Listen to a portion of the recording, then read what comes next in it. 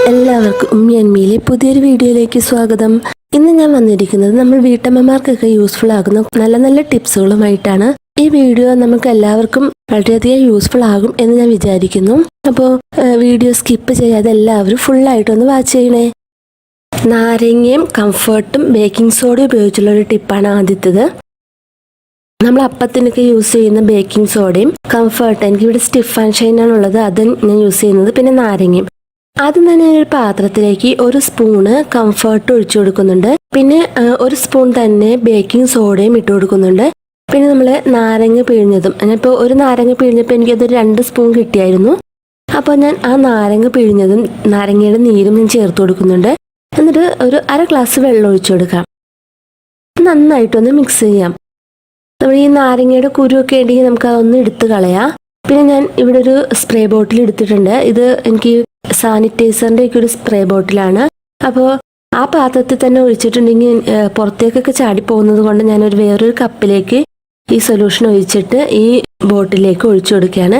ഇത് നമ്മൾ എന്തിനാണ് യൂസ് ചെയ്യുന്നതെന്ന് വെച്ചാൽ നമ്മുടെ കിച്ചണിലെ കൗണ്ടർ ടോപ്പൊക്കെ തുടയ്ക്കാനൊക്കെ നമുക്കിത് യൂസ് ചെയ്യാം. പിന്നെ ഗ്യാസ് സ്റ്റൗവിൻ്റെ ടോപ്പൊക്കെ തുടയ്ക്കാൻ വേണ്ടിയിട്ട് നമുക്ക് യൂസ് ചെയ്യാം.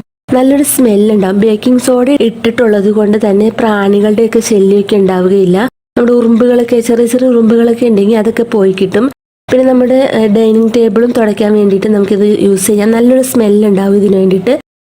പിന്നെ ഇത് വേണമെങ്കിൽ നമുക്ക് നമ്മുടെ വീട്ടിലുള്ള കണ്ണാടികളൊക്കെ ഇല്ലേ, അതൊക്കെ ഒന്ന് തുടച്ചെടുക്കുന്നതിന് നമുക്ക് ഈ ഒരു ലിക്വിഡ് ഉപയോഗിച്ച് തുടച്ചെടുക്കാം. ഇനി അടുത്തൊരു ടിപ്പ് എന്ന് പറയുന്നത്, നമ്മുടെ എല്ലാവരുടെയും വീട്ടിലുണ്ടാവും, മിക്കവാറും എല്ലാവരുടെയും വീട്ടിൽ പാറ്റ, പല്ലി, ചെറിയ ചെറിയ പ്രാണികൾ അതൊക്കെ ഉണ്ടാവൂലേ. നമ്മൾ പകൽ അങ്ങനെ കണ്ടില്ലെങ്കിൽ നമ്മൾ രാത്രി ഉറങ്ങിക്കഴിയുമ്പോൾ ഈ പാറ്റയൊക്കെ എവിടെ നിന്നാണെന്നറിയില്ല, കുറേ പാറ്റകൾ വരും. അപ്പോൾ അതില്ലാതിരിക്കുന്നതിന് വേണ്ടിയിട്ടുള്ളൊരു ടിപ്പാണിത്. നമുക്ക് വിഷാംശമൊന്നും ഇല്ലാതെ തന്നെ നമുക്ക് നമ്മുടെ വീട്ടിൽ തന്നെ തയ്യാറാക്കാവുന്നതാണ്. അതിന് വേണ്ടിയിട്ട് ഞാനിവിടെ ഒരു വിക്സാണ് എടുത്തിരിക്കുന്നത്. പാത്രത്തിലേക്ക് ഒരു സ്പൂൺ വിക്സ് ഇട്ട് കൊടുക്കുന്നുണ്ട്.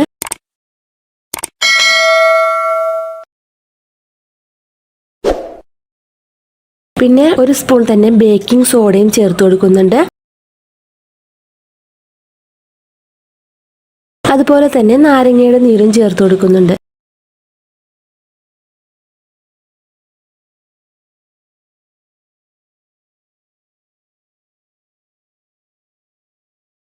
ഇതൊന്ന് മിക്സ് ചെയ്യാം.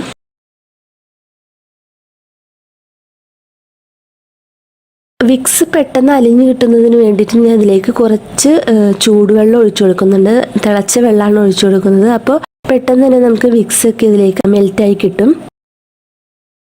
അധികം വെള്ളം ചേർത്ത് കൊടുക്കരുത്. ഒരു 1/2 ഗ്ലാസ്സൊക്കെ വെള്ളം ചേർത്താൽ മതിയാകും. അപ്പോൾ നമുക്കിത് ചൂടാറി കഴിയുമ്പോൾ നമുക്കിതൊന്ന് അരിച്ചെടുക്കണം. ഇതിനകത്ത് നാരങ്ങയുടെ കുരുവൊക്കെ ഉണ്ട്, അതൊക്കെ ഒന്ന് അരിച്ചെടുക്കാം. അതിനുശേഷം ഇതുപോലെ തന്നെ ഒരു സ്പ്രേ ബോട്ടിലേക്ക് മാറ്റിയിട്ടുണ്ട് ഞാനിത്.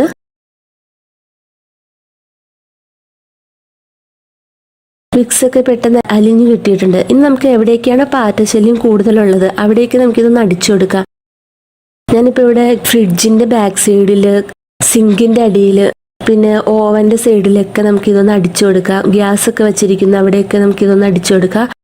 അപ്പോൾ ഈ വിക്സിൻ്റെ മണവും ബേക്കിംഗ് സോഡയും ഒക്കെ കാരണം നമുക്ക് പാറ്റയുടെയും പല്ലിയുടെയൊക്കെ ശല്യം തീരെ ഉണ്ടാവുകയില്ല.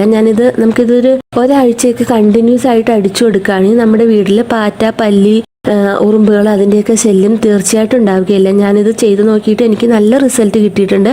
അതുകൊണ്ടാണ് ഞാനിതിവിടെ ഷെയർ ചെയ്യുന്നത്. അപ്പോൾ നിങ്ങളെല്ലാവരും ഇതൊന്ന് ചെയ്ത് നോക്കണം. നല്ലൊരു ടിപ്പാണ്. പിന്നെ നിങ്ങൾക്കിത് ഇഷ്ടപ്പെടുകയാണെങ്കിൽ നമ്മുടെ ഫ്രണ്ട്സിനും ഫാമിലിയിലേക്കൊക്കെ ഒന്ന് ഷെയർ ചെയ്ത് കൊടുക്കണം. അടുത്തൊരു ടിപ്പ് എന്ന് പറയുന്നത്, ഞാൻ ഇതേപോലെ ചെറിയൊരു ബോട്ടിൽ എടുത്തിട്ടുണ്ട്. ഇഷ്ടമുള്ള ഒരു പാത്രം എടുക്കാം. നമുക്ക് നല്ല ഭംഗിയുള്ള പാത്രമാണെങ്കിലും കുഴപ്പമൊന്നുമില്ല, ചെറിയ പാത്രം മതി. അതിലേക്ക് ഞാനിവിടെ ഒരു സ്പൂൺ കംഫർട്ട് ഇട്ട് കൊടുക്കുന്നുണ്ട്. പിന്നെ ഒരു സ്പൂൺ ഉപ്പും കൂടി ചേർത്ത് കൊടുക്കുന്നുണ്ട്. എന്നിട്ട് ഇത് നന്നായിട്ടൊന്ന് മിക്സ് ചെയ്യാം.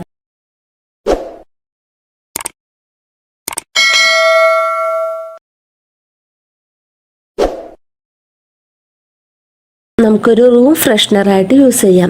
ഞാനിതിവിടെ നമ്മുടെ ഹാളിൽ സെറ്റിയുടെയൊക്കെ ബാക്കിലായിട്ട് ഒരു ജനലുണ്ട്, അവിടെയാണ് വെച്ചു കൊടുക്കുന്നത്. നമ്മൾ നല്ലൊരു സ്മെല്ലായിരിക്കും ഇത് ഒരാഴ്ചയൊക്കെ നമുക്ക് ഇതേപോലെ തന്നെ വെച്ചു കൊടുക്കാം. പിന്നെ നമുക്ക് വേണമെങ്കിൽ നമ്മുടെ ഡ്രസ്സൊക്കെ വയ്ക്കുന്ന അലമാരയിൽ വെച്ചു കൊടുക്കാം. നല്ലൊരു സ്മെല്ല് കിട്ടും ഇത് വെച്ചു കൊടുത്തിട്ടുണ്ടെങ്കിൽ നമ്മുടെ അലമാരയിലൊക്കെ. ബാത്റൂമിൽ വേണമെങ്കിലും നമുക്കിത് യൂസ് ചെയ്തെടുക്കാം. നല്ല മണമായിരിക്കും. അപ്പോൾ ഇന്ന് പറഞ്ഞ ടിപ്പുകളൊക്കെ നിങ്ങൾക്കൊക്കെ യൂസ്ഫുൾ ആയി എന്ന് വിചാരിക്കുന്നു.